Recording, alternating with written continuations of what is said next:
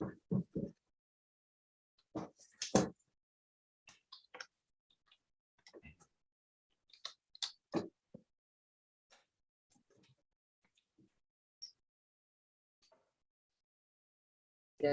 And then, okay, good.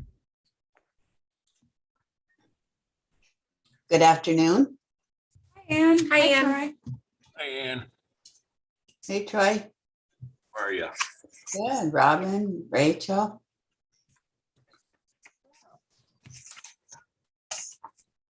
Good afternoon, everybody.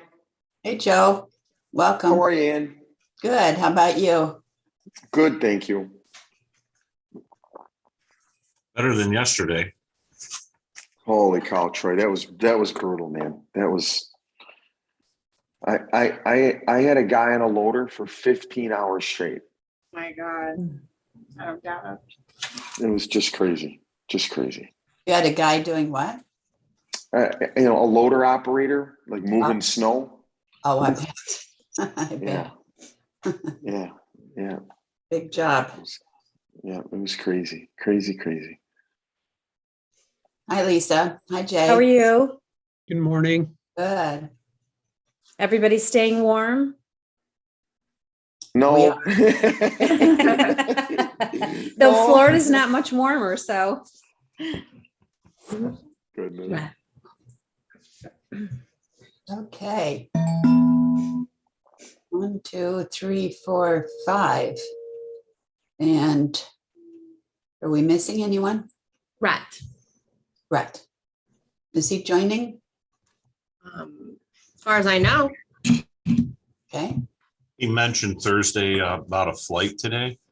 Oh, that's thank you, Troy. right. I forgot about that. But Troy's got the good memory here. Illness. So we'll go with it.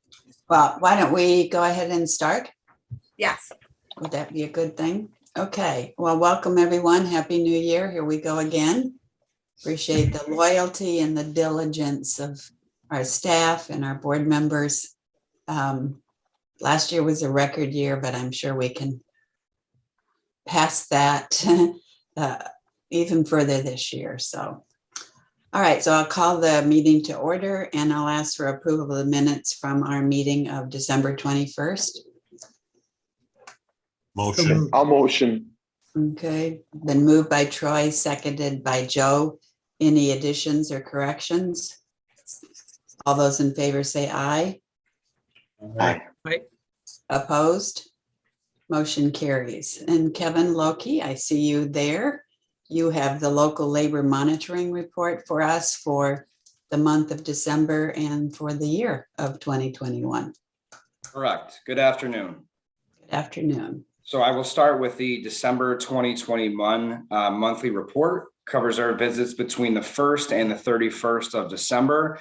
During that period, we made 86 monthly site visits. We made 6 follow-up visits during that period. We checked with residency with 653 workers. We had 12 non-compliant, 11 of which were no proof of residence. That was over 5 projects and 1 invalid ID. USRA Manitou, current overall 62%. As of December 31st, 2021, all monitored sites were in compliance at the time of our inspection. We had 2 new signs, COMIDA signs delivered. One was to Sticky Bottle Inc. and one was for Genesis Vision.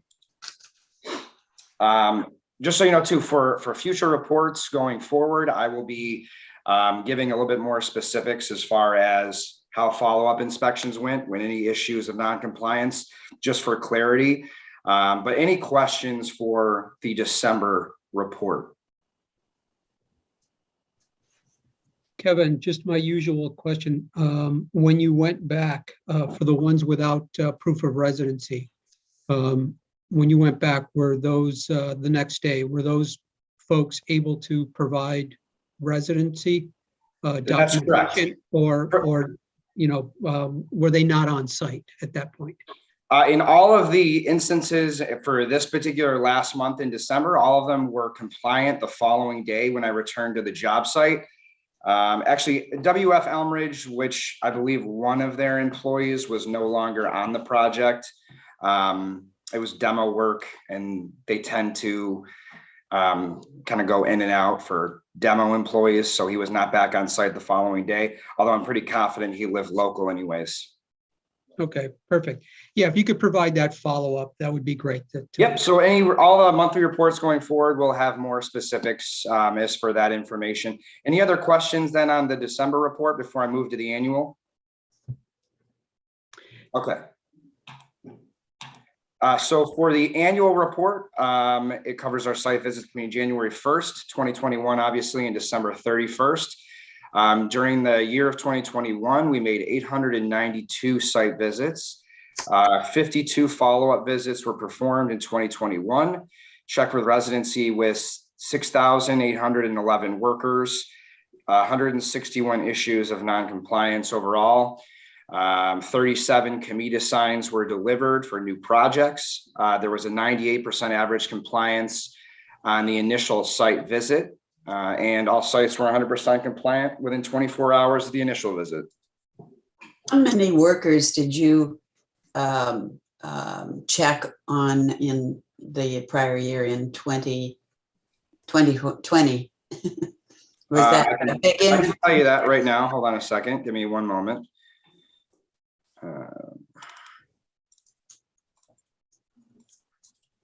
So for 2020, the amount of workers checked was 4,645. That was a big jump. It was a big jump. A lot of that has to do with, some of the bigger projects that we've had that have started, including that USRE Manitou, which obviously has a huge number of workers, and with more frequency of visits to that one too, probably put a little bit of a uptick in those numbers that you saw. And you were doing those all by yourself? Correct. So did you put on your Superman cape, or how did you jump from 4,000 to 6,800? Well, you just No coffee breaks. a lot more workers and everything like that. But I mean, we kind of have a easy system is how we are identifying workers in that job. And since they moved to having a all electronic system and RFID monitoring, it makes it a little bit easier to audit that manpower on that particular project. Good point. Great. Any questions for Kevin? Kevin, and I have a question for Kevin. So Kevin, being on that one job site when you returned and they weren't compliant and they remained on site, how can we, in your bullet point of item 9, saying all sites were 100% compliant within 24 hours, is that an oversight on that one specific project? I can't take that as a true statement. Are you talking about Apple Lada, for example? For example, there was some sites, yes.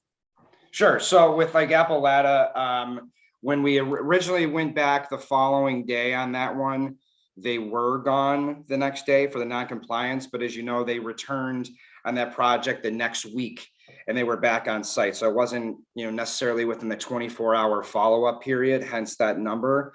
Obviously, they had those out-of-area employees had returned to the job. It was just later than the 24 hours when we did the revised inspection there.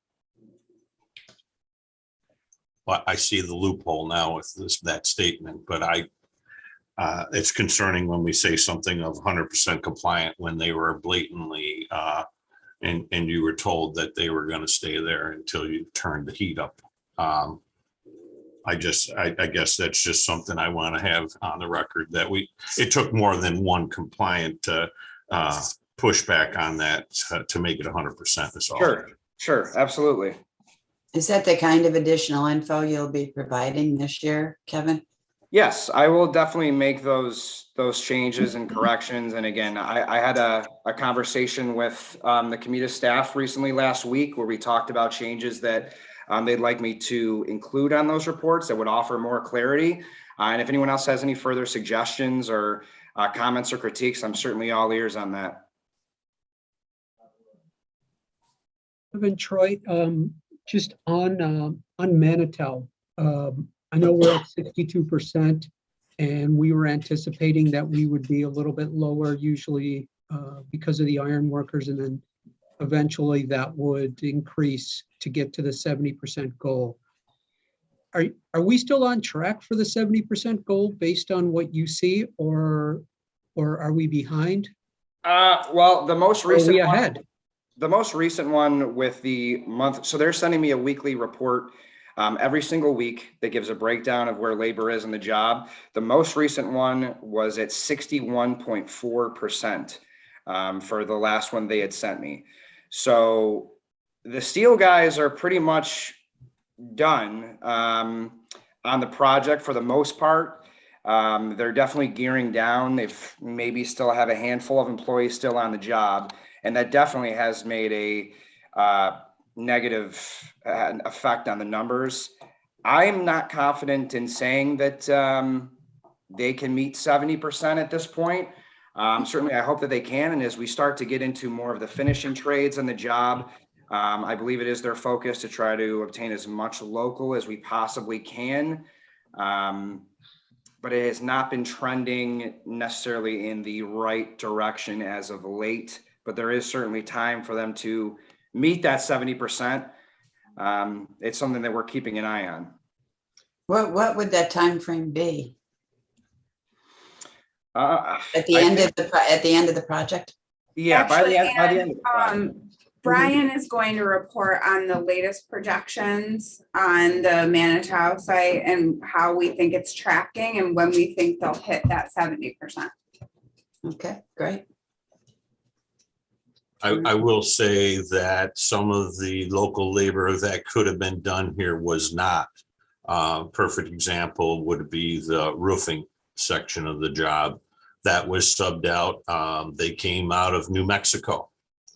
And that was something that was for sure. We had 4 contractors here locally that could have performed that work, and that would have upped their numbers. For example, that just one part of the project. So yeah, there has been ways to increase this number up to this point. The mechanisms just haven't been utilized. I would agree with that sentiment. Okay, thank you, Troy. Thank you, Kevin. Brian, you're up next. You don't have any exemptions to report on this month, but you are available to answer questions. So might as well start with Manitou. Yes, good afternoon. So yeah, to build a little bit on what Kevin and Troy were just speaking about, we do continue to monitor their local labor compliance as it relates to both headcount as well as dollars, right? So as Kevin mentioned, through January 8th, as he mentioned, they were at 61.4% overall as it comes to the badging system and the headcount. As far as the dollar amount overall, so this is the percentage based on dollars that were paid to local labor, was $28 million paid to local labor, 12 million paid to non-local. So that percentage comes out to be 70% from a dollar viewpoint. Now, with regard to the steelworkers, through January 10th, they still had Midwest Steel still had 57 workers there.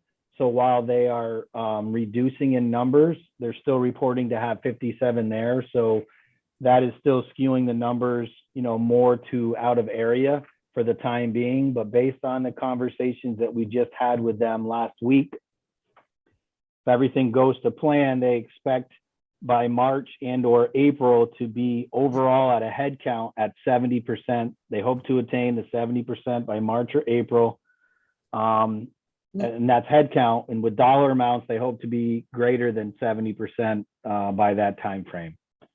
So again, things can change, right? Weather changes or whatever, resource changes. But as of right now, they say that their projections, and they know what trades are coming in and the finishing trades are coming in, and with the steel slowly rolling off, they hope to be at a head count of 70% by then. And we are also meeting with them on Thursday. Again, Troy and myself and Grant Malone will be meeting with Scott Frank from Layton and folks from the other James, as well. Brian, do we know what trades, what future trades coming in are supposed to be local?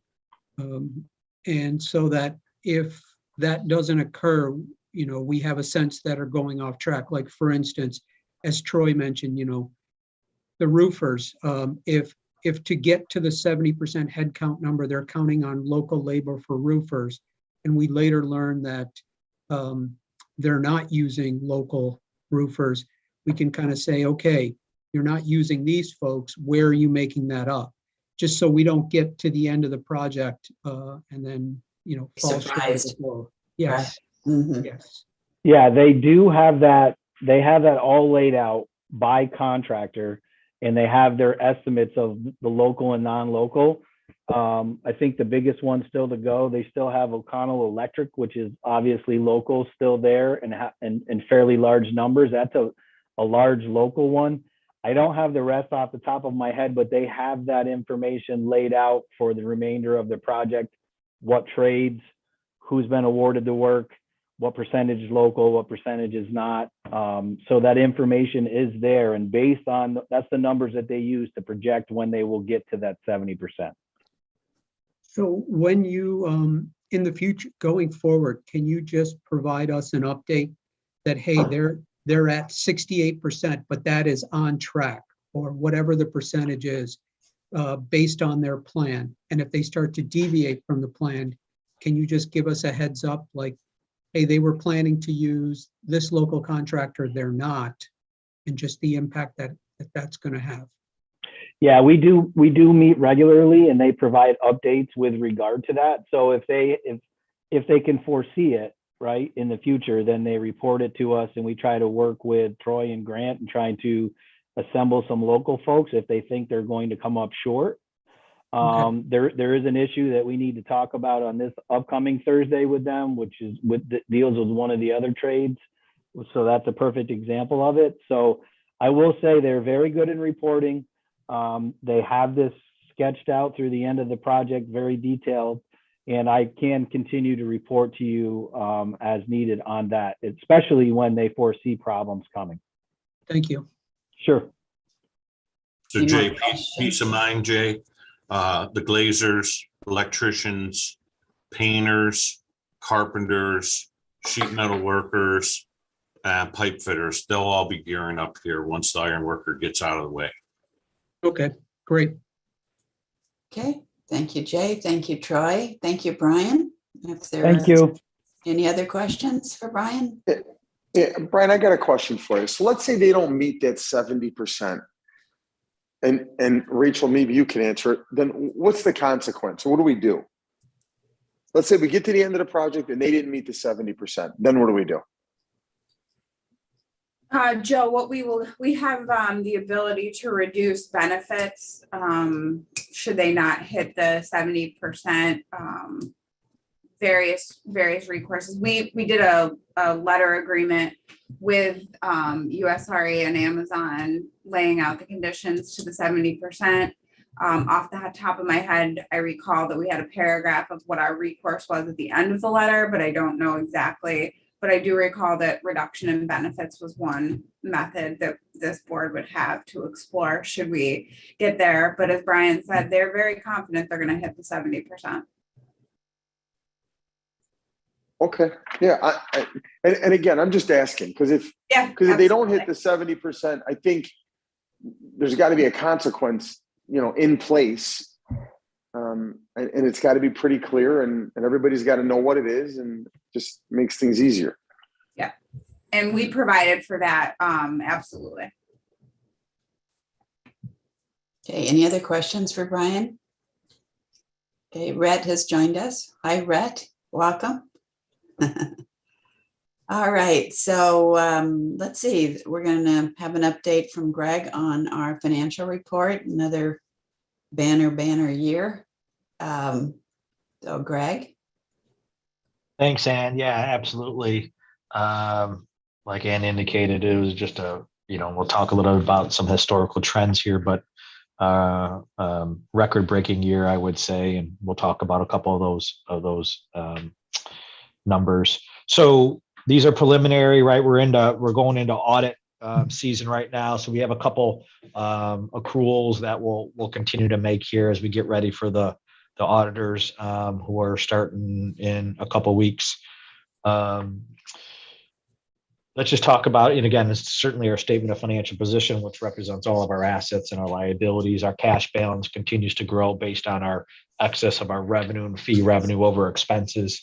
And just a little bit of perspective on that. Our average 5-year trend of, balances over the past, like I said, 5 years has been about a little over 7 million, 7.3 million. So again, all the activity and the fees and have generated significant transactions and revenue over expenses. So, and again, looking at next year, this year, 22, I certainly don't anticipate a significant slowdown. There is a lot in the pipeline, and there are a lot of significant projects again that we're talking about.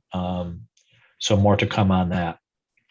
Prepaid expenses represents our the amount we paid for our PTAC program that will continue to amortize over that's paid in September. So you'll see that getting amortized over here in the next 12 months. Just again, I know we kind of don't talk about these every single month, but our property and equipment really represents the land on Brew Road, which I see as an agenda item here. That's $625,000. And just so everyone's aware of what that balance represents. The other significant balances are accrued liabilities. There's two big items that are in there. It's the county contract that we accrue every month. We pay them once a year, and we'll pay that. I believe in February we're scheduled to make that payment. And then the other remaining balance of a little over $170,000 represents the MCC program that we haven't received a bill yet. When we receive their final bill, we'll move that into accounts payable, but there's about $170,000 that we anticipate we'll be receiving from them for the December portion. And then the equity section, our net assets really, net assets really represents the accumulation from the beginning of time, our equity, right? Our assets less our liabilities are our net assets. And where are we at? We're at about projecting almost $9 million of net assets. And like I said, over a 5-year period, the past 5 years, that average is about 7.7 million. So you can see how the activity that was generated, the fee revenue that was generated in 2021 has had a significant positive impact on our statement of financial position. And like I said, all good things, last year and certainly moving forward. Our revenue, 3.8 million. I went back into the archives. I don't ever remember seeing a number of that. In 2016, we were about 3.2. That was the highest I thought it got to anywhere near this number. Our 5-year trailing fee revenue has been about 2.2. So, I mean, we're almost double, for lack of a better term. And, it's just a significant, again, it's an accomplishment from everyone that's on this call and all the companies that committed to do these projects and all the work that's gone into it. That represents about over 60 different, what I would call paid projects, right? From 60 different companies. So you can just see the volume. Now, again, you'd say, okay, if you did that 60 divided by 3.8, it comes out to about 60,000 average per company. We know we've had a couple big hits in there. If you normalize that, it's probably closer to $40,000 per company if you take some of the big one-timers out. But again, like I said, there's certainly a lot of activity and a lot of projects that we closed. We also talked about a couple months ago when we were doing the budget, revenue was going to be around 3 million. Well, you can see that number is drastically greater than the 3 million. We had 2 projects closed thanks to Rachel and the team and everyone. You can't really predict on when these are going to close. When they say when they're going to close, Rachel and the team, we close it. And there was 2 projects that I believe closed the last week of December, which represented over $600,000 in fees that were not anticipated to close in 21.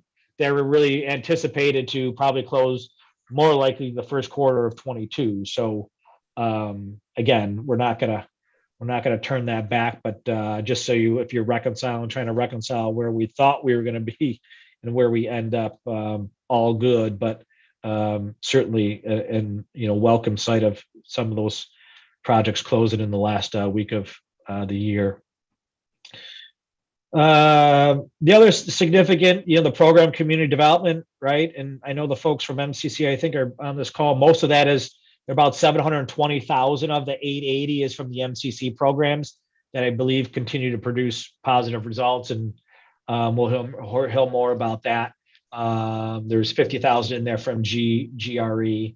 So overall, like I said, if you look back at where our revenues are in terms of our expenses, our revenues are at a record year. Our total expenses, if you normalize those, again, over the last 5 years, our total of expenses have amounted to a little bit less than $2 million a year over the last 5 years.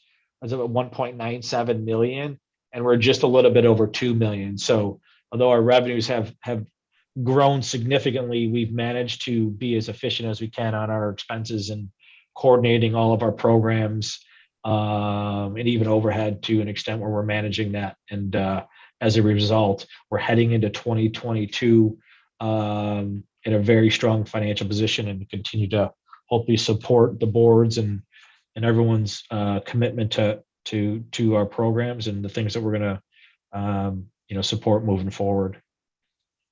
When was the beginning of time, Greg? I don't know. I was, Rachel, I don't know if you could help me on this. Geez, I went back to, where was I? I don't even know how back I went to. It was 2001. I don't even remember. I'd have to go back and look. The IDA was formed in 1972. Yeah. Well, thank you. There's the record keeper. 1972. That's before all of us, for sure. Yes. Okay, that is a great report, Greg. Are you also going to be on the call when we talk about the new dashboard, or do you want to? Yeah. Should we, Robin, flip to that one while we've got Greg, or what? What's the plan? I plan on being here. You do? Yeah. Okay. Yeah. And that's a good segue. And again, what we've talked about, like Kevin talked about, as we move forward in 2022, try to provide a little bit more depth to some of the things that we see in terms of, here's the projects, right? Here's the mix of projects that we see and the volume and how that relates to our financial results. So we're going to kind of, that dashboard, I don't think is new. It looks like it looks like more of a slimmed down version to what you've seen in past years, maybe. And we'll talk a little bit about that as we move forward over the next 12 months. And then, like I said, the other thing is trying to constantly recast and update. We have a budget that's done pretty early in the process, October, November. As we know that, a budget is, and again, in this space, it's hard to predict when projects want to close and things come to the table, but we'll try to reconcile to our budget, at least on a quarterly basis, so we can kind of get a better, understanding of, hey, how does this compare to the budget and what are the pluses and minuses? So again, just a little bit more depth and detail to some of the things that we're talking about. So did you just say a quarterly dashboard? No, we'll probably do the dashboard on a monthly basis, but right. in addition to that, and we're going to try to also, recast Okay. Got it. on our budget. Okay, thank you. Any other questions for Greg?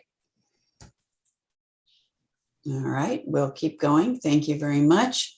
Our first project is 1365 Emerson Street, LLC, Tri-Tower Telecom Corp. And I believe we have Alex Whitaker joining us.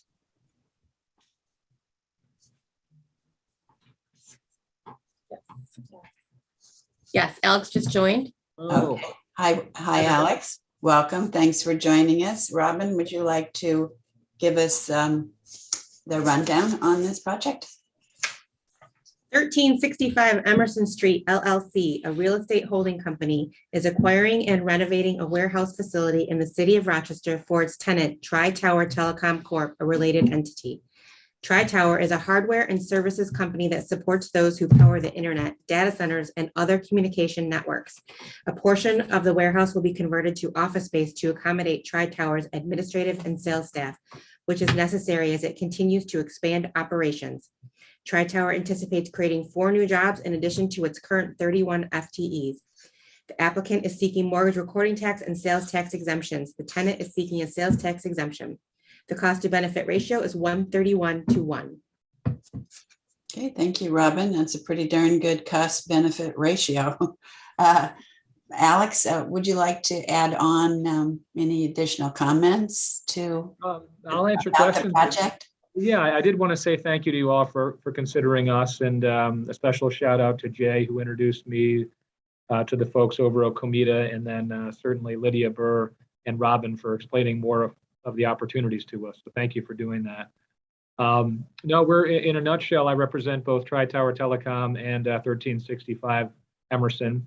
And we're currently leasing a facility, somebody else's facility. We're now looking to move into the Emerson Street facility. And really the primary use will be, we distribute technology equipment to folks like Verizon and Lumen and large telephone carriers and data centers. And we found that our refurbish program, it's a remanufacturing program. We take in product that's been previously used. We then rebuild it, test it, and kit it and send it back out to the marketplace. And that program has really taken off in the last few years, especially with the supply chain issues. So the move to 1365 Emerson is really necessary for us to expand. We're going from about 22,000 square feet up to around 50,000 square feet, and found a great opportunity in Rochester, and that lands us here. Okay, any questions for Alex? All right, thank you for that. We did not need to hold a public hearing. I wanted to ask you some local labor questions. Are you aware of our local labor policy? Yes, I am. And do you anticipate any local labor exemptions at this time? We do not. And are you aware that any exemptions need to be requested 45 days in advance? Yes, I am. Thank you. The seeker process is complete, and now we'll move forward with the reading of the resolution. Robin? A regular meeting of the County of Monroe Industrial Development Agency. The agency I was held move to waive the reading of this resolution and all subsequent resolutions. I second it. Thank you. It's been moved by Jay and Oh, that was a seconded by very nice reading, Robin. Joe. Thank you. I practiced. It shows. Okay, all those in favor say aye. Aye. Hi. Opposed? Motion carries. Okay, we do have the resolution in our packets that we have read. And so now I'll ask for a motion for inducement and final resolution approving mortgage recording tax and sales tax exemptions. Is there a motion, please? I'll motion in. Thank you, Joe. I'll Is there a second. Second. Thank you, Lisa. Any additional comments, questions? All right, we'll take a roll call vote. Jay, Yes. Lisa, Yes. Troy, Yay. Joe, Yes. Rhett, Yay. and Ann is a yay. Motion carries unanimously. Thank you very much, and good luck to you, Alex. Thank you all very much. Have a Good great luck, one. Alex. Take care.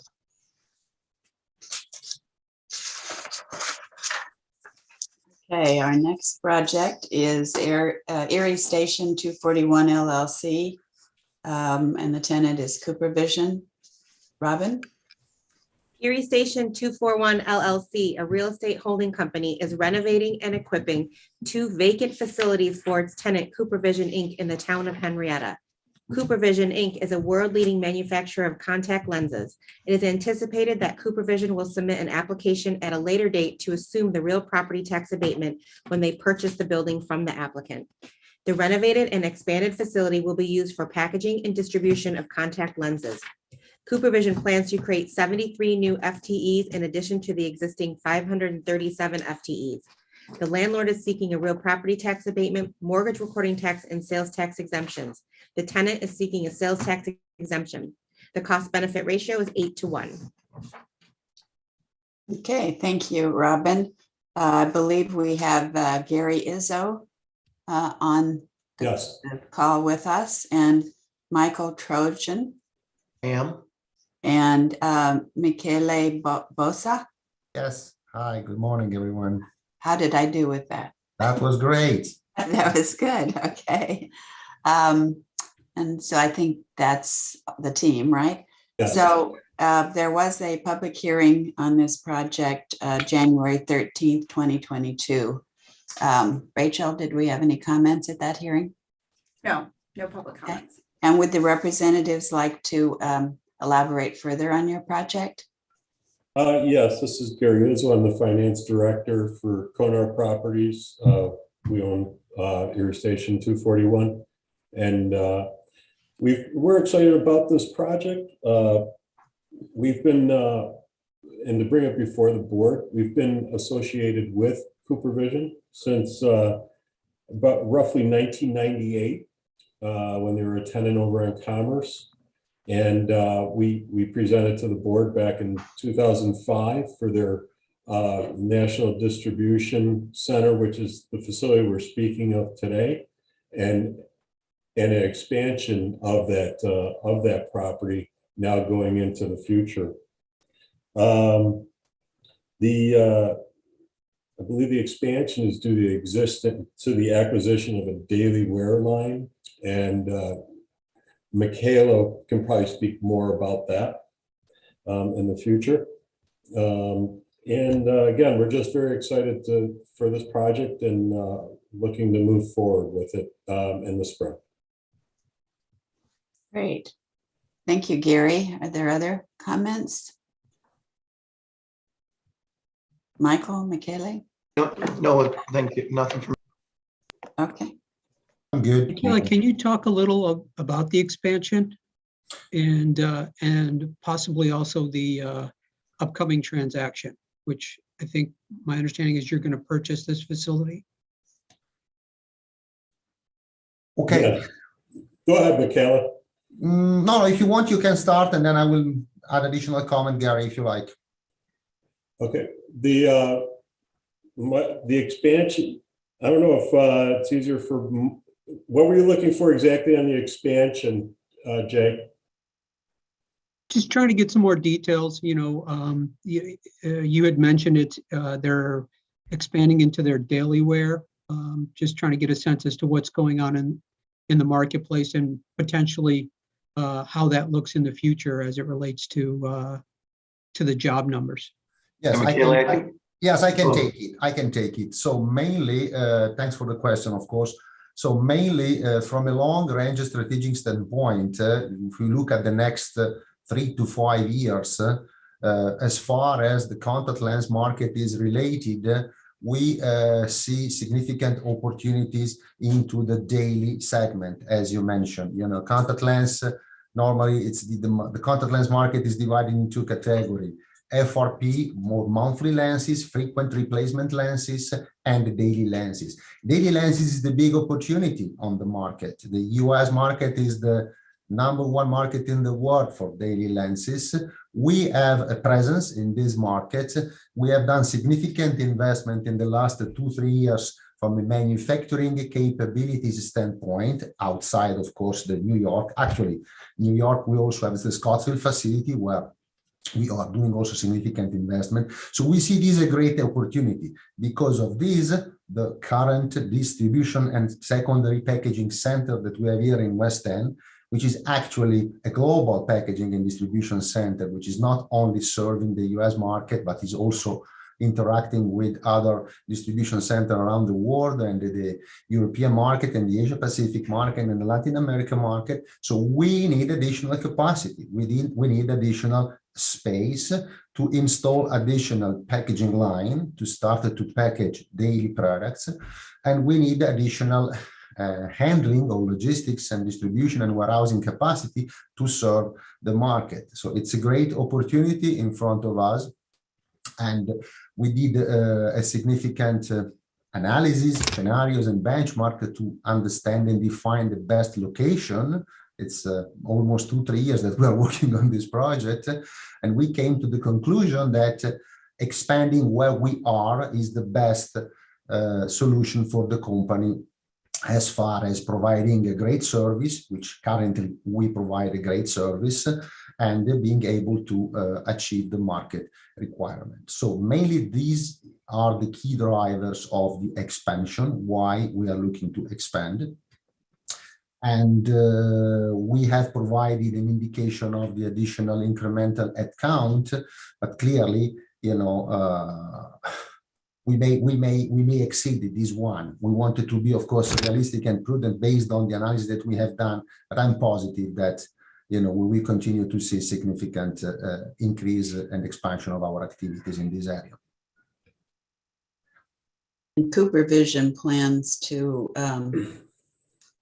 purchase at the end of the renovation and the construction, to purchase the properties from Erie Station 241 for additional equipping to be used for packaging and distribution of the lens. Yeah, this is the current plan. The current plan is to purchase the existing facility where we are currently located, and of course, at the end of the construction, also to buy the new facility that Con Properties will put together. That's the plan.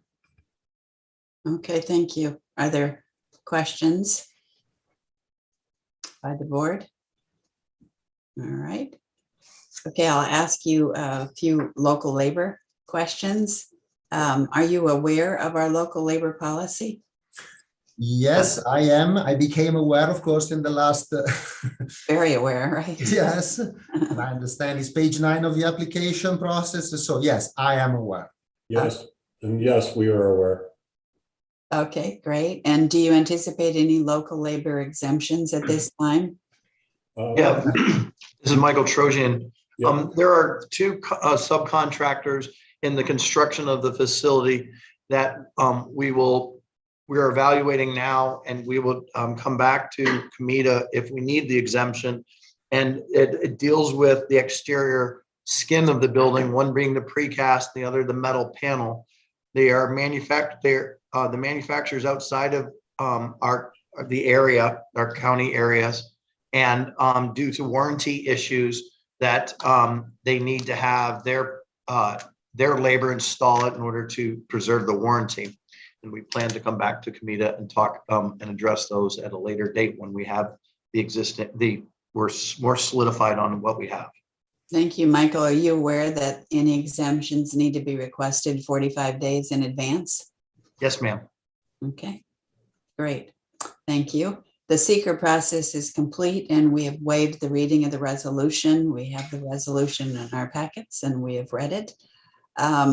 So I'll now ask for a motion for inducement and final resolution approving a real property tax abatement, mortgage recording tax, and sales tax exemption. Is there a motion? And before we get into that motion, I want to circle back to this warranty under waiver and warranty. That are you aware that as of January 1, 2022, that we have an apprentice requirement for warranty waivers on any contractors coming into the area? We better get that discussed now, earlier than later, Rachel. Yes, so as of January, and I know Michael and Gary are very familiar with doing projects with COMIDA. As of January 1st, we added new language to our local labor policy requiring that if you apply for an exemption, as you described, based on warranty, we have some additional apprenticeship requirements. So either the contractor or subcontractor that you're using needs to be involved in a New York State certified apprenticeship program, and we'll need proof of that, or you'll be required to hire apprentices to assist in the installation in whatever manner is appropriate. And we, as you indicated, Michael, when you get there, we can go in depth of how that exactly will play out, but those are the new requirements. Thank you for reminding me of that. I have heard of it, and I will need to do more investigating, but we're aware of the program. Okay, thank you. Other questions? All right. I'll now ask for that motion for inducement and final resolution approving a real property tax abatement, mortgage recording tax, and sales tax exemption. Is there a motion? Thank you, Rhett. Second. And second by Jay. Any additional comments, questions? All right, I'll take a roll call vote. Jay? Yes. Lisa's abstaining. Troy? Yay. Joe? Yes. Rhett? Yay. And Ann is a yay, so motion carries.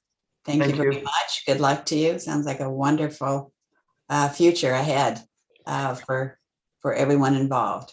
Thank you. We truly appreciate your help making this project a success. You're very welcome. Thank you. Thanks.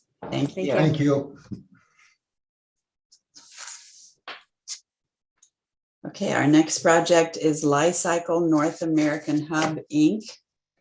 Robin, want to tell us about, well, let's see. We have Kevin McAuliffe and Karen D'Antonio and Genevieve Tripp joining us. Are they on the line? Kevin and Karen are, yes. Okay. All right. Great. Here we go. Okay. Li-Cycle North American Hub, Inc. is proposing to construct a new manufacturing operation in the town of Greece to process the black mass concentrate, which is an intermediate product generated from the recycling of lithium-ion batteries. This project works in conjunction with the associated warehouse facility being built adjacent to this facility. In December 2021, the applicant was approved for a sales tax exemption and is now applying for a custom 15-year pilot agreement that includes a fixed project value not to exceed $250 million and an increase to the sales tax exemption. The town of Greece has submitted a letter confirming the special pilot agreement. The project cost has increased from $182 million to $533 million project and is projected to create 227 new FTEs over the next 3 years. The benefit incentive ratio is 6-to-1. Thank you, Robin. Any comments from our visitors? Madam Chair, my name is owners. My name is Kevin McAuliffe. I'm an attorney with Barclay Damon in Syracuse, and I thank you once again for entertaining this. This is basically the same project that you approved in December, only substantially larger. And the difference is the capability of the company to move more of this black mass, as it's called, through this plant and produce more of the 8 chemical compounds that will come out of it and be put back into commerce. So we've substantially increased the equipment which is being purchased and increased the employment census as well. I think it's one of the largest projects that we've ever had. Well, I heard Mr. Genevieve's discussion earlier, and we hope to close in February. So we hope to substantially increase your revenues this year as well. Sounds good. Other comments from Karen or Genevieve? None from me, nope. Okay, thank you. Are there questions by the board, from the board on this? I have a question. Kevin, is the town of Greece all settled and you got the green flag going here? I heard that they were getting involved here, slowing you down. Is that all cleared up? Well, I don't think they're doing anything, Mr. Milne, to intentionally slow us down. This is an extremely complex project with hundreds of millions of dollars worth of equipment, very little of which I could define other than that there are tens of miles of pipes and wires and tanks because each one of these chemical compounds being produced is the result of a chemical reaction. And so while they refer to this as a hydrometallurgical process, it's many different processes and many different chemicals involved. The site plan has been approved. The subdivision will probably be filed soon. And I think that the building department of the town of Greece is working through how they review these plans and look at important things like NFPA standards as you look at all the piping, valving, and everything that's involved. I have to say that the assessor and Mr. Copey, head of economic development, as well as the supervisor, were very helpful in producing that letter, which you have before you. It was important to this company, which is publicly traded, that when you acknowledge you're spending $530 million or anticipate spending $530 million on a project, that you can anticipate for your shareholders what the real property tax burden is going to be. And so as your staff, counsel, and as you know, what that letter says is, for purposes of the pilot, the value you can use in calculating it won't exceed $250 million. It's possible it may come down a bit. There's always been discussion distinguishing between what an assessment may be and what a value in a pilot may be. But from my perspective, the town of Greece has been very helpful and cooperative in handling an extremely complex project. Awesome, thank you. You're welcome. Are there other questions from the board? Can you elaborate a little on what has changed in the project scope to go from, to 2.5 times at such large numbers? I'm wondering, are they bringing additional manufacturing here? Is it capacity? Is it capability increases? Just some more details there. Sure, it's simply capacity. So it's running the same chemical processes as have been defined at the town level as part of the whole seeker process. Quite frankly, the volume of everything, and when I say everything, I mean products coming in, sizes of tanks, all of that was enlarged so that the seeker process would not have to be redone in the event that they obtained the engineering and economic analysis warranting this larger project and then obtained board approval. So I couldn't say in December that this was out there and being worked on because it hadn't been publicly disclosed and the final analyses of whether or not it was warranted had been made. But this has always been simply an issue of throughput, if you will, of the amount of black mass that could be handled.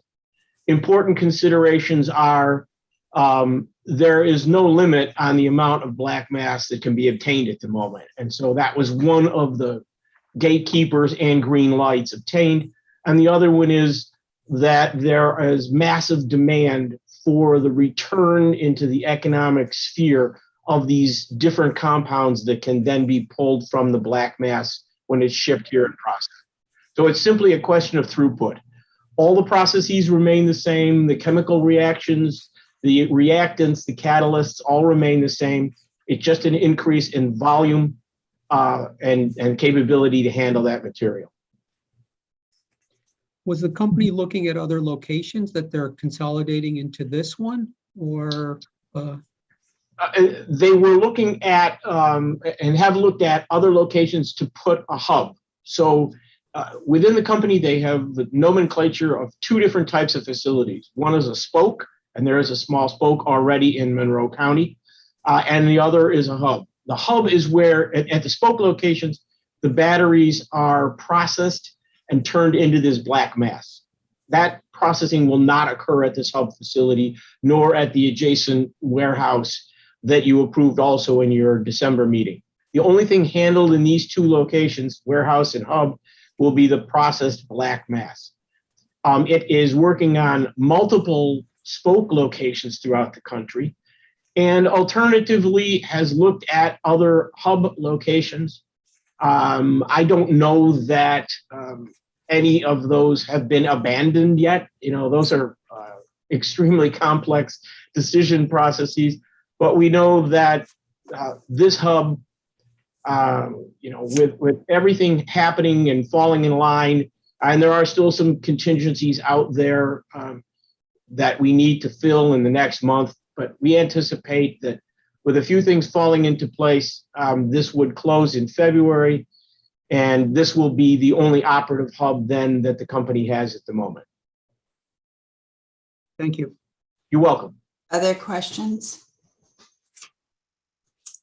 Okay, there was a public hearing held on January 13th, 2022. Were there any comments from that meeting? No, there were not. Okay. Are you aware of our local labor policy? Yes, I am, and the company is as well. Thank you. You're Do you anticipate any local labor exemptions at this time? We do not. Okay, and are you aware that any exemptions need to be requested 45 days in advance? I am, and they are as well, and we're now also aware of the apprentice program, having watched the entire meeting, so it's very informative. Okay, thank you. The seeker process is complete, and we've waived the reading of the resolution, which is in our packet. So I'll ask for a motion for inducement and final resolution approving a real property tax abatement and sales tax exemptions. May I have a motion, please? I'll motion in. All right, thank you, Joe. Second. Second. Okay, seconded by Jay. I'll take a roll call vote. Jay? Yes. Lisa?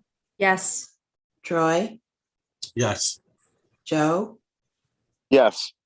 Rhett? Yay. And Ann is a yay, so it's unanimous and motion carries, and good luck to you. Thank you very much, Madam Chair. Thank you, board members. And I'd also like to thank Rachel and Robin. They have been very helpful as we work through this, helping us coordinate with the town of Greece that resulted in that letter, which was a linchpin in moving this matter forward. So thank you all very much. Appreciate it. Thank you. Bye-bye. Bye. Okay, our next project is Wolf Solar LLC, and we have Representative Pat Gooddale joining us. Hi, Pat. Good afternoon. Good afternoon. All right, Robin, would you like to walk us through the project? Yes. Wolf Solar LLC is proposing the development of a 3.6 megawatt solar energy project on an approximately 43-acre portion of an approximately 96-acre parcel of land in the town of Sweden. The project will provide a benefit to the local community by enabling residents to participate in a share of a local clean energy project and receive a credit on utility bills. Wolf Solar LLC's parent company, Saturn Power Corp, has a proven track record with solar projects. The applicant is seeking approval of sales and mortgage recording tax exemptions only on the $8.8 million project. The benefit to incentive ratio is 8-to-1. Thank you, Robin. Pat, would you like to elaborate further on the project? Any additional information you'd like to share with the board? Certainly. So I'm a senior project developer with Saturn Power. We're the parent company of both Wolf Solar LLC, as well as the next one on the agenda, Mentisi Solar LLC. Saturn Power has been around for coming up on 15 years next month. So we do have a proven track record. We are looking at the idea of, we are in the process of developing 7 projects in Western New York State. These are 2 of our flagship and those that are the furthest along. So that's it in a nutshell. Questions from the board for Pat? I have multiple Troy? questions, Pat. Certainly. So I guess my first question that I was concerned about is, why did this project and these projects get split in 2? And why is the 43 acres less megawatts than the 34-acre Mentisi project? Certainly. And so I think to answer your first question, it was a case of that we went to Mr. Wolf, the landowner initially, and then shortly thereafter, we also went to Mr. Mentisi. So these projects were under both the intentions to be 5 megawatts. And I guess this dovetails nicely with your second question. When we went into the utility with National Grid, They told us with the Wolf project, we could do at most 3.6 megawatts. So the idea that if we were to do anything above that 3.6 megawatts, it would not be economical. So the idea of, I guess it was just in part a victim of circumstance that we had intended to do 2 separate 5 megawatt projects on these 2 separate parcels, but we were told by National Grid that we had to refine our plans or revise our plans. So I guess my next question is, are the solar panels, where are they manufactured? At this point, we haven't made any decision based on procurement, but we are looking at the idea of just trying to explore all our options. We do know that there are solar manufacturers in the United States, and we haven't ruled that out entirely. And Saturn is what, worldwide and not specific to Canada? Saturn is located in Canada in terms of where we procure our panels. We have historically procured our panels from both overseas as well as panels in Canada. So like I said, we haven't made any firm decision yet on procurement, but we are exploring all our avenues at this point. Okay, thank you. Thank you. Are there other questions? Okay, thank you, Pat. There was a public hearing held on this project on December 17th, yesterday. Rachel, were there any comments from that public hearing? No, there were not. Thank you. Are you aware of our local labor policy, Pat? I am, yes. And do you anticipate any local labor exemptions at this time? We do not know. And are you aware that any exemptions need to be requested 45 days in advance? Yes. Okay, great. The seeker process is complete. We're waiving the reading of the resolution, which we've all read. So I'll now ask for a motion of inducement and final resolution approving mortgage recording tax and sales tax exemptions. Is there a motion? I'll make a motion. Thank you, Lisa. Is there a second? Second. And seconded by Jay. I'll take any additional comments, questions on that. All right, I'll take a roll call vote. Jay? Yes. Lisa? Yes. Troy? Nay. Joe? Yes. Rhett? Okay, and Ann is a yay. So motion carries. Congratulations. Good luck to you. Thank you all for your time. Have Thanks a good day. for bringing your business to Monroe County. Certainly. All right. I have to care. Don't hang up. Now you're going to stay on for the next call. He hung up. Well, I'll email him. I think there was just a little confusion.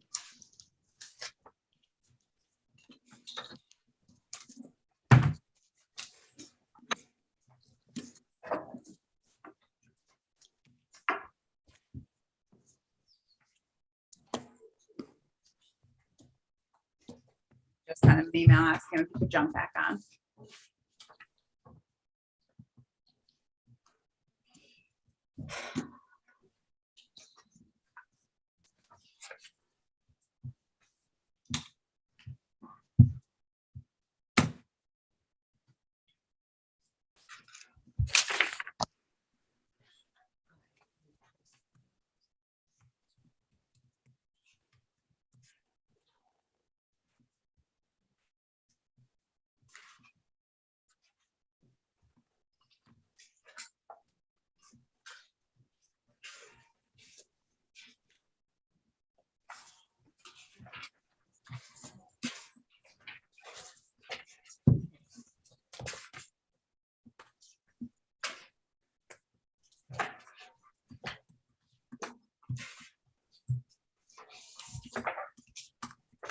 Hi, Pat, it's Rachel.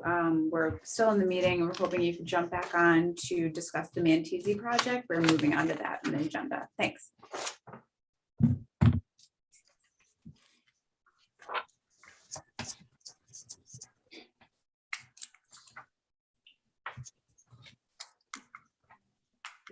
Did we come back to this and move on? Yes, we can move into the modifications and come back to it. Yeah. All right, the first modification is into South Union Street LLC. And I believe we have a representative Representative Steve Hall and Jet Meta with us for this item? And the phone number too, because that's Steve's phone number. Yeah. Okay, I see Stephen is connecting. Yes, I'm here. And is that Jet? Oh, no, that was Stephen. Yeah, this is Steve Phone- Hall. Yeah, the phone number and Steve is showing up, and so it looks like we just have Steve. Steve is. Yeah, I Jet. apologize. A glitch on my end in terms of the video, but I'm here. So Okay. Should we be expecting Jet as well? I know he was waiting, but I'm not sure. I'm not sure where. Let me try to. Let me If try. you can't get him, Steve, I know that you know you have the answers. So Yeah. we can go there's ahead. Jet. Oh, there he is. Okay. Okay. So Robin, you're up. Yes. Indus South Union Street LLC, a real estate holding company affiliated with Indus Hospitality Group, is constructing a Hampton Inn and Suites hotel adjacent to the Strong National Museum of Play in the city of Rochester. The project was approved by the board in March 2020 for mortgage recording tax exemptions, sales tax exemptions, and as well as a property tax abatement. The applicant previously received approval for an extension of the sales tax exemption through June 30th, 2024. The applicant is now requesting an increase in project cost of $2,830,000. The total project cost is now $28,580,000. Okay, thank you, Robin. So I see Jet Meta has joined us as well as Steve. Can you elaborate further on the increased costs and what we're talking about? Yeah, would you like me to do that? Go ahead, Steve. Yeah. So just to recap a little bit, the original application was dated January 6, 2020. COMIDA's resolution of approval was March 17, 2020. I think important to note there's been no change in the scope or the nature of the project. It's a 125-room Hampton Inn and Suites hotel with construction now well underway. Now this application, I think the important thing to bear in mind, was submitted and approved in March of 2020, which was a much different environment. And I believe it's fair to say maybe a different world pre-pandemic. But we've gone ahead nonetheless. I've experienced a lot of challenges, with one result being some significant material cost increases. And that's translated into an increase in our project cost as originally itemized and presented in our application. So page 2 of the project modification request shows the increase on a corresponding line-by-line basis, with an aggregate increase in project costs of $2.8 million from $25,750,000 to $28,580,000. To cover the cost increase, our equity investment has increased by $1,285,000 to $6,430,000. But our lender ESL has at the same time increased our mortgage financing amount from $20,600,000 to $22,149,500. That's an increase of $1,549,500. And that's really what this comes down to, that increase in our mortgage financing to partially cover the increase in costs. So we're at this point requesting an increase in the previously approved maximum mortgage principal balance amount from $20,600,000 to $22,149,500.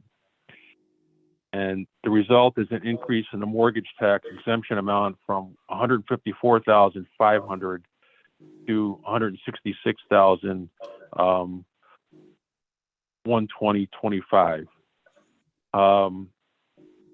The mortgage increase of $1,549,500 would take the form of a second mortgage on the project, with the first mortgage lien already recorded in the approved amount of $20,600,000. We had to go ahead and close with ESL right before Christmas, given the rate environment. But of course, we couldn't proceed with recording a mortgage in the amount over $20,600,000 without forfeiting any chance to have the mortgage tax exemption benefit on the increased amount. So, I mean, I've thrown a lot of numbers around, like a lot of things. This all just comes down to some numbers and math, and I think that's a fair summary. It's really more or less set out in the my email to Robin and Rachel of December 29, which attached the corresponding project increase cost figures. So that's really what we're asking for. In some substance, we want to go from $20,600,000 to $22,149,500 on the mortgage amount. Okay. So, what's up, folks? Sorry. Questions from the board? When's the anticipated opening date, and has that changed at all from your original estimate? Yeah, we're really pushing hard to be open at the end of this year. There has been some delays. The project was delayed. Of course, we came for an extension when the pandemic hit. We're doing pretty well. If you drive by on South Union, you'll see we've been vertical for a while. But to answer your question, we're looking to open at the end of this year. Thank you. With days like yesterday, we didn't get much construction done.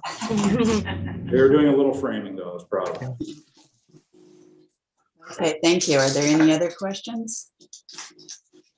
All right, we're waiving the reading of the resolution. I'm asking for a motion to approve an increase in project costs of $2.830 million. Please. So moved. Moved by Jay. Second. Seconded by Rhett. Is any additional comments or questions? All right, all those in favor say aye. Aye. Aye. Opposed? All right, motion carries. Continued good luck to you on that. Thank you very much. We appreciate it. Thank you very much, everyone. You're welcome. So Rachel, you'll tell me when we can go back to the wolf or the Mantisi. Okay, all right. All right, so we'll move forward with the second project modification. The Tony Celino LLC assumption of Hive at 155 LLC. And I believe we have Sharon Burrows with us. I'm here. Hello. Hi, Sharon. How are you? I'm okay. How's Good. everybody?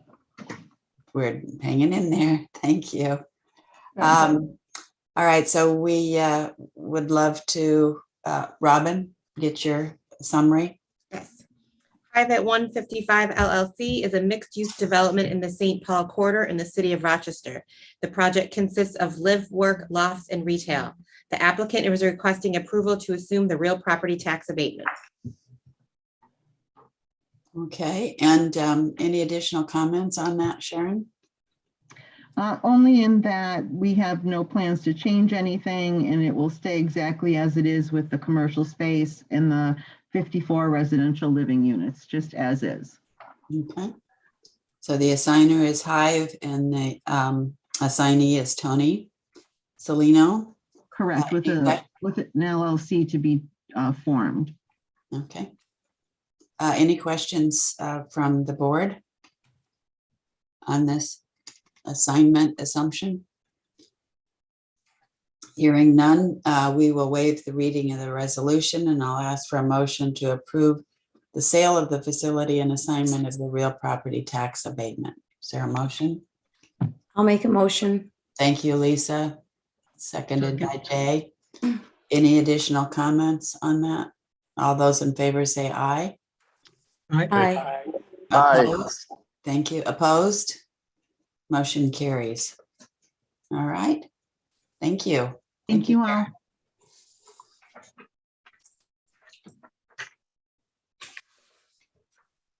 Okay, the next modification is HFC Associates LLC. It's an assumption of 795 Monroe LLC. And Don Lasher is joining us. Looks like he's trying to connect.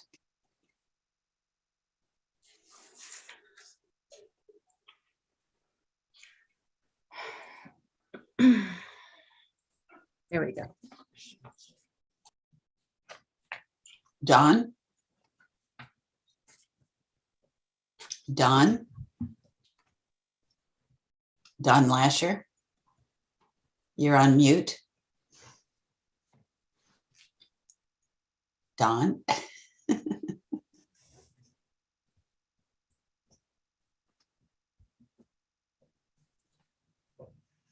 We can't hear you and we can't see you, Don.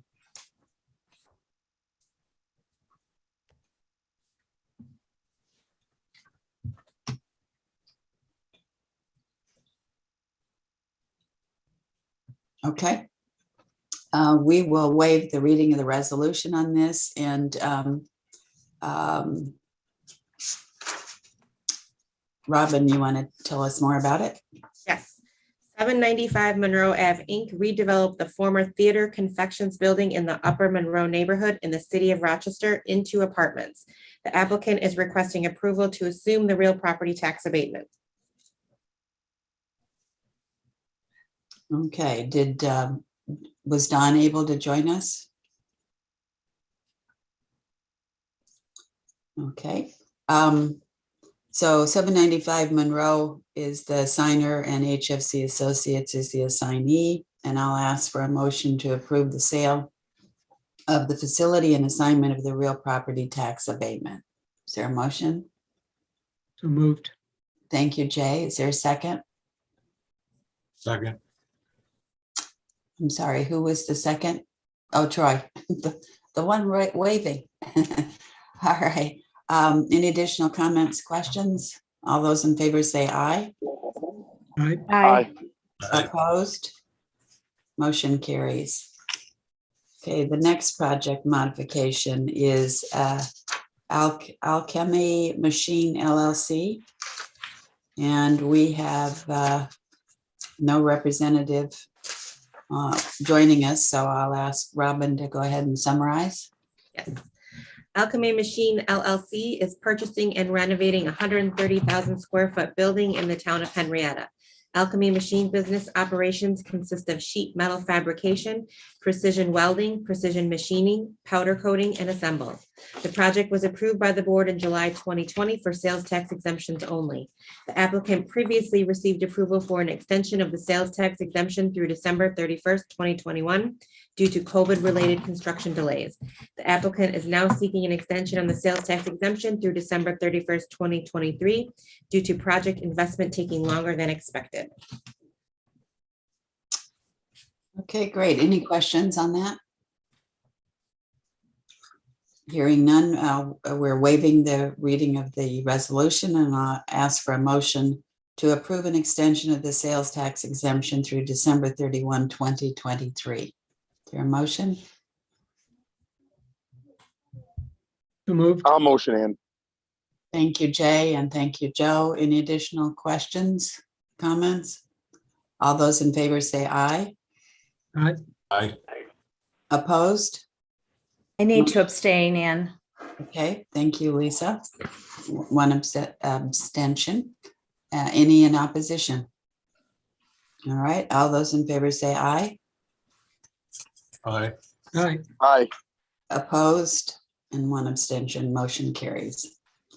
All right, thank you. Wren Square LLC. Robin? Yes.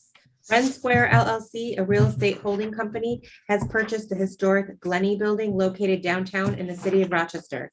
The long vacant and historic building will be redeveloped into a mixed-use property. The project was approved in October 2020 for a sales tax exemption, mortgage recording tax exemption, and real property tax abatement. The applicant is seeking an extension on the sales tax exemption through December 31st, 2020 due to COVID-related delays. Okay, thank you. Any questions on that? All right, we'll waive the reading of the resolution, and I'll ask for a motion to approve an extension of the sales tax exemption through December 31, 2022. I'll make a motion. Thank you, Lisa. Second. I'll second him. Seconded by Jay. Any additional comments, questions? All those in favor say aye. Aye. Aye. Opposed? Motion carries. Butler Till Media Services LLC, Robin. And do you want me to keep going on this, or Pat Goodall is back now? We can let him in. Yeah, let's go back to Pat. Okay.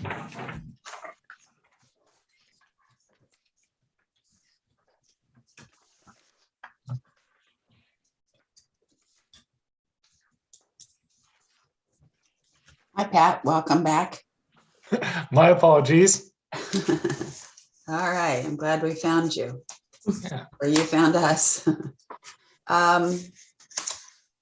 So, Robin, we need to start with reviewing the particulars on the project. Yes. Mantisi Solar LLC is proposing the development of a 5 megawatt AC solar energy project on an approximately 34 acre portion of an approximately 71 acre parcel of land in the town of Sweden. The project will provide a benefit to the local community by enabling residents in the area to participate in a share of a local clean energy project and receive a credit on utility bills. Mantisi Solar LLC's parent company, Saturn Power Corp, has a proven track record with solar projects. The applicant is seeking approval of sales and mortgage recording tax exemptions only on the $13.2 million project. The benefit to incentive ratio is 8-to-1. Thank you, Robin. Pat, would you like to elaborate further on the Mantisi project? Yeah, I guess the one point that I did leave out with the Wolf project that I think may be worth repeating or worth at least acknowledging is we do plan to start construction the second half of this year. So we are looking at both projects will be starting construction. So I guess to Mr. Milton's point, the idea of we haven't decided anything on procurement yet, but we're getting close to doing that because we do recognize we want to take advantage of the fact that the summer months and when construction is a lot easier than a foot and a half of snow. So we're hoping to start construction second half of this year with the commercial operation sometime next year. Okay, thank you. Any questions by the board? Pat, I had one other question I should have asked earlier. So you mentioned you had 7 other projects in the queue right now, and these being the 2 at the forefront. Have you reached out to any local contractors? And if so, who, being that you have so many in the queue, I would assume that we're talking to somebody, knowing that we have values of the projects and the mortgage tax, et cetera. Certainly, and that's a very fair question, and we have started to do our homework. So I have reached out to one, I guess, EPC firm, one construction firm that they're based out of just outside of Rochester. Just based on my previous experience, I've dealt with them for the last 4.5 years. I'm quite content and quite happy with their work. I know that they'd fulfill the local requirement. So right now that's been our the leading candidate, but at the same time, we do have our internal processes whereby we're going to want to go through and interview a number of other possible firms, but that's right now our initial discussions have been with that. So. Thank you. Okay, any other questions? All right, there was a public hearing held on this project on December 17th. Rachel, were there any comments at the meeting? No, there were not. Okay. So I need to ask you the same local labor questions. Are you aware of our local labor policy? I am. Do you anticipate any local labor exemptions at this time? No. And are you aware that any exemptions need to be requested 45 days in advance? I am, yes. Okay, thank you. The seeker process is complete. We will waive the reading of the resolution, and I'll ask for a motion for inducement and final resolution approving mortgage recording tax and sales tax exemptions. Is there a motion? So moved. Thank you, Jay. I'll second him. Thank you, Joe. Any additional comments, questions? All right, I'll take a roll call vote. Jay? Yes. Lisa? Yes. Troy? Nay. Joe, Yes. Brett, Yay. and Ann is a yay. Motion carries. Congratulations again, Pat. Thank you. Good luck to you. Thank you. Okay, I will drop off a second time. Yes. Thank you at this point. Thanks for tracking me down, and I apologize once again. Take care. Right. Thank Have a good you. day. Bye.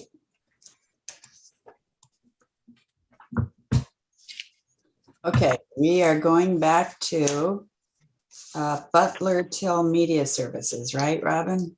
Yes, that's where we are. Okay. Butler Till Media Services, Inc. is relocating its advertising and communications firm to the city of Rochester. This project was approved by the board in November 2020 for a sales tax exemption only of $384,000. The applicant is seeking an extension on the sales tax exemption through December 31st, 2022, due to material shortages and supply chain backlogs. The project is still awaiting furniture, IT equipment, and other materials to arrive for installation at the site. Okay, thank you, Robin. Any questions on this? All right, hearing none, we'll move forward. We're waiving the reading of the resolution, and I'll ask for a motion to approve an extension of the sales tax exemption through December 31, 2022. So moved. Thank you, Jay. Second. Seconded by Red, I believe. Any additional comments? All those in favor say aye. Aye. Opposed? Motion carries. Item number modification, well, Rochester Clinical Research, Inc. Robin? Rochester Clinical Research, Inc. is renovating its existing building in the town of Arundequite to accommodate business growth. Rochester Clinical Research, founded in 1994, provides access to clinical research studies. The board approved a sales tax exemption only in May of 2021. The applicant is seeking an extension on the sales tax exemption through June 30th, 2022, due to the project supplies and equipment delays. Okay. Any questions from the board? Hearing none, we'll waive the reading of the resolution, and I'll ask for a motion to approve an extension of the sales tax exemption through June 30, 2022. Motion in. Thank you, Joe. I'll second. Seconded by Lisa. Any additional comments? All those in favor say aye. Aye. Opposed? Motion carries. Last modification is Skywave Communications Inc. Robin? Skywave Communications Inc. is a Motorola Solutions Service Elite Specialist and Certified Service Center. In May 2021, Skywave Communications was approved for a sales tax exemption. The applicant is seeking an extension on the sales tax exemption through June 30th, 2022, due to COVID-related delays in receiving the Ford F-450 truck and Ford Transit van with interior modifications. Okay, thank you. Any questions by the board? All right, hearing none, we'll waive the reading of the resolution, and I'll ask for a motion to approve an extension of the sales tax exemption through June 30, 2022. So moved. Who was that? Was that Brett? It was right. Okay, and seconded by Jay. Any additional questions, comments? All those in favor say aye. Aye. Aye. Opposed? Motion carries. Okay, the next item on the agenda, thanks for hanging in there, everyone. That was a lot of modifications and a lot of projects out, but they're all moving forward, which is great. So the next item on the agenda is the Compliance Committee report. And as the Compliance Committee Chair, I can report that the committee met on January 14th and reviewed the information that we received from the remaining two projects that were seeking a job creation waiver. And the committee recommends that the full board grant the two waivers. And the two waivers are for a restaurant and the other is for a technology company. And so I'll need a motion to grant the approval specifically for project code 260211030, which is the restaurant, and the technology company is 260213045. Is there a motion? I'll motion in. Thank you, Joe. Is there a second? I'll second. Any additional comments, questions? All those in favor say aye. Aye. Aye. Opposed? Motion carries. Okay. Next item is, I believe we're going to have a update from on Empower, and Marcy Lynch and Jim Gertner from MCC are joining us. I see Jim and I see Marcy, so welcome. Good afternoon. So we've all looked at your presentation, your update. Is anything particular that you'd like to elaborate on? I think, Madam Chair, that the application and the information is complete. We're obviously excited to have this opportunity to ensure that our health programs continue with the support of the county and COMIDA. We appreciate that past support.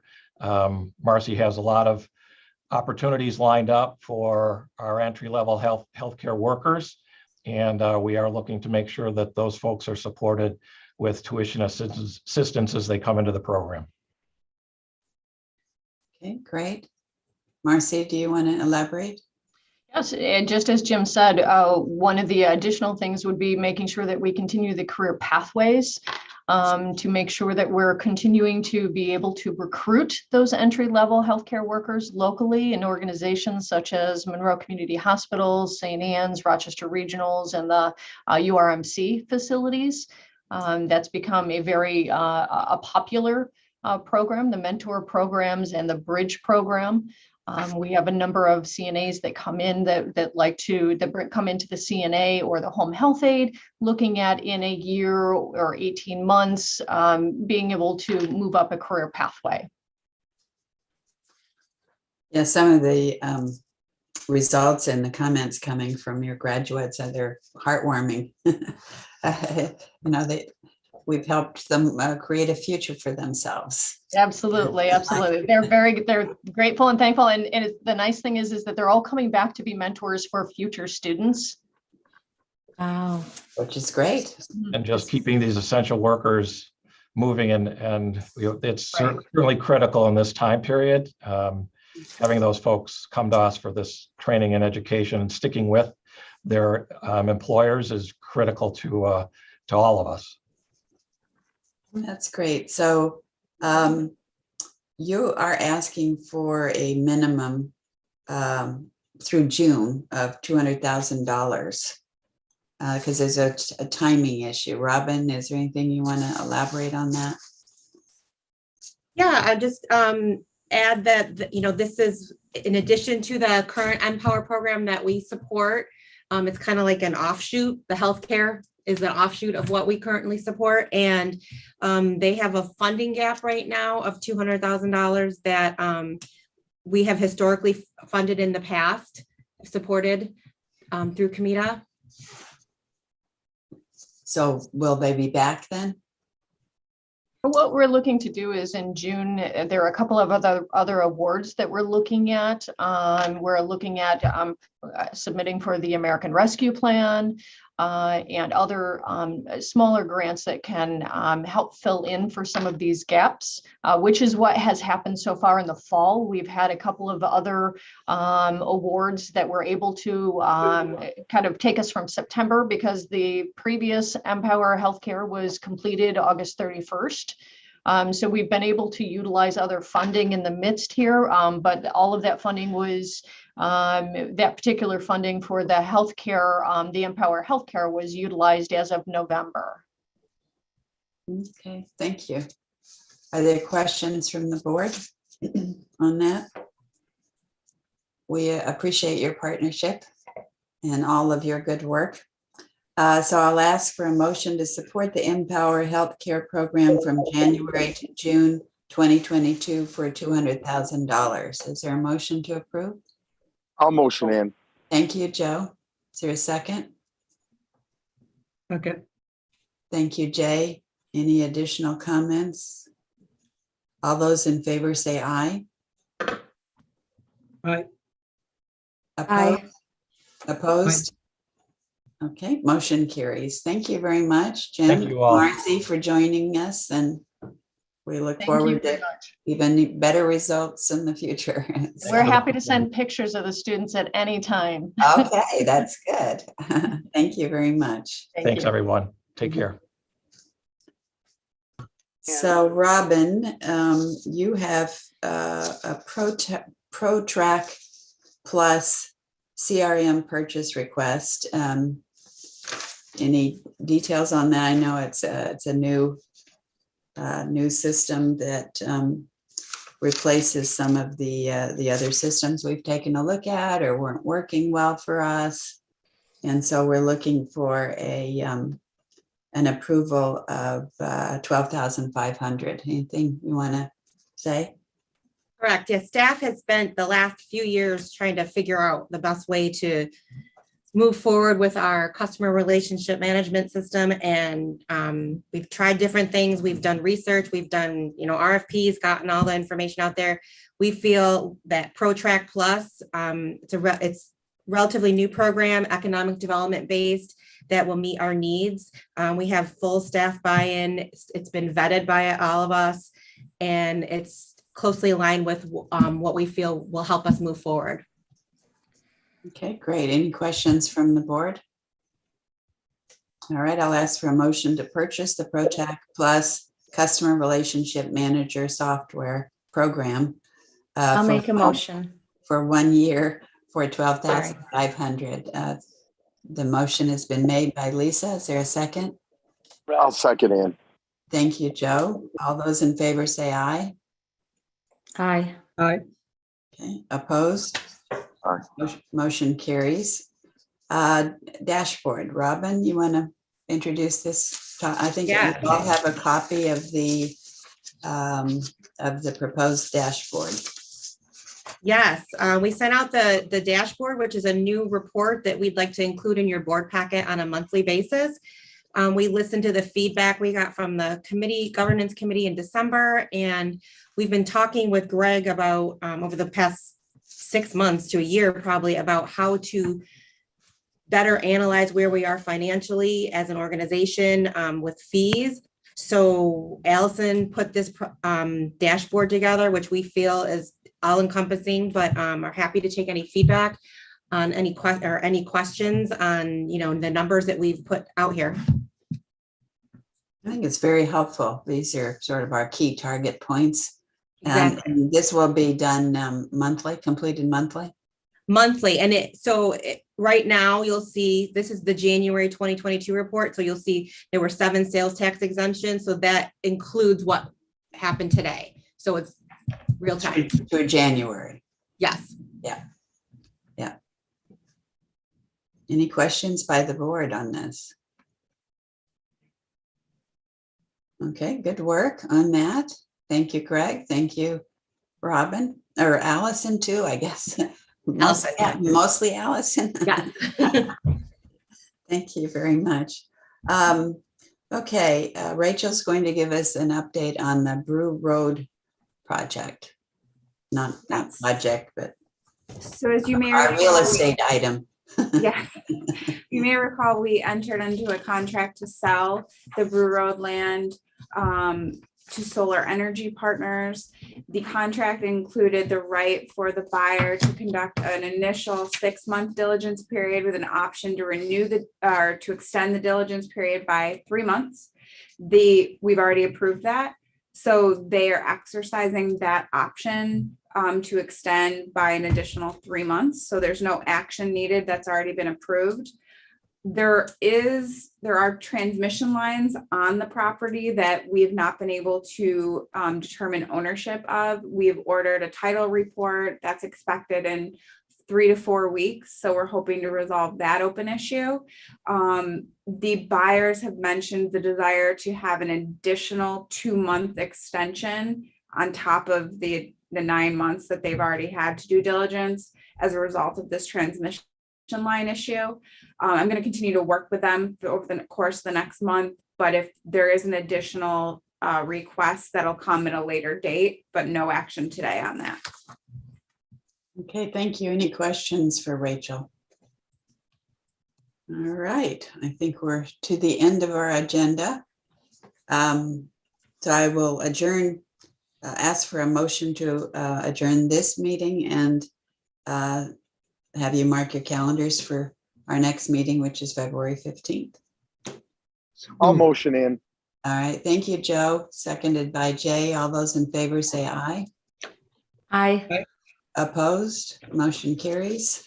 Thank you, everyone. That was a very full agenda. I think we got through it smartly, as a former boss used to say. Thank you.